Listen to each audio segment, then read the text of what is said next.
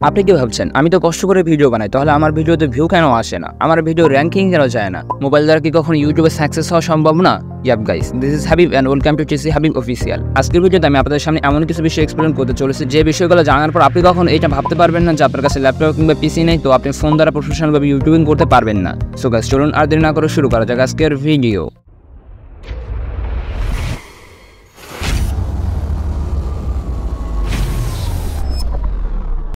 Yup guys, আপনি এই ভিডিওটি দেখছেন, তার মানে আপনি নতুন কন্টেন্ট ক্রিয়েটর। যদি আপনি নতুন কন্টেন্ট ক্রিয়েটর হয়ে থাকেন এবং যদি আপনি টানা 4-5 মাস ভিডিও আপলোড করতে থাকেন এবং এর মধ্যে যদি কোনো ভিডিও আপনার র্যাঙ্কিংয়ে না যায়, সেক্ষেত্রে কোনো সমস্যা নেই।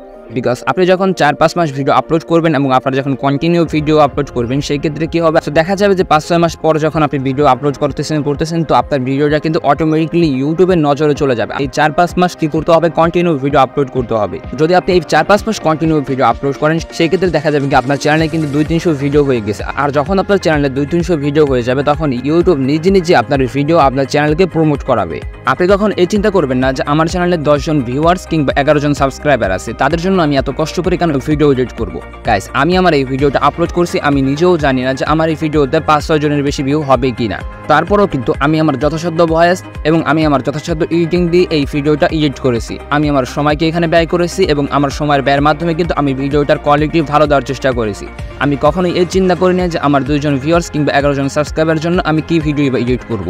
সো আপনি কখন আপনার সাবস্ক্রাইবার কিংবা ভিউয়ার্সদের দিকে তাকিয়ে আপনার ভিডিও এডিট করবেন না। আপনি আপনার ভিডিওটাকে এমনভাবে এডিট করবেন যেন মিলিয়ন মানুষ আপনার এই ভিডিও দেখবে। যদি আপনি এই চিন্তা করে ভিডিও আপলোড করতে পারেন এবং ভিডিও বানাতে পারেন, তাহলে আপনার YouTube journey success. Yup guys, এরপর আসা যাক ল্যাপটপ কিংবা পিসি ছাড়া কি মোবাইল দিয়ে আদৌ প্রফেশনালভাবে ইউটিউবিং করা সম্ভব?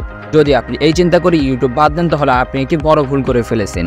গাইস, আমি একজন মোবাইল ইউটিউবার এবং আমি আমার সমস্ত কাজ কিন্তু মোবাইল দিয়ে করে থাকি। ল্যাপটপ কিংবা পিসিতে যে কাজ করা যায়, আমি কিন্তু সমস্ত কাজই মোবাইল দিয়ে করে থাকি। ল্যাপটপ দিয়ে যে কাজগুলো করা যায় তার 90% কাজ কিংবা 99% কাজই কিন্তু মোবাইল দিয়ে করা যায়। আপনি চাইলে আমার হোম পেজ থেকে ঘুরে আসতে পারেন এবং হোম পেজ থেকে প্রতিটি ভিডিও দেখে আসতে পারেন যে কী করে আমি আমার হাতে থাকা স্মার্টফোনের মাধ্যমে আমার ইউটিউব জার্নিটাকে চালাচ্ছি। আপনি কিন্তু খুব সহজে আপনার হাতে থাকা অ্যান্ড্রয়েড ফোনের মাধ্যমেই ওই সকল কাজ করতে পারবেন যে কাজগুলো ল্যাপটপ কিংবা পিসিতে করা যায়। সো গাইস, আশা করি বিষয়টি বুঝতে পেরেছেন। যদি ভিডিওটা ভালো লাগে থাকে অবশ্যই ভিডিওটি লাইক করে দিবেন, চ্যানেলটিকে সাবস্ক্রাইব করে দিবেন। তো আজকের মতো এখানে বিদায় নিচ্ছি, আল্লাহ হাফেজ।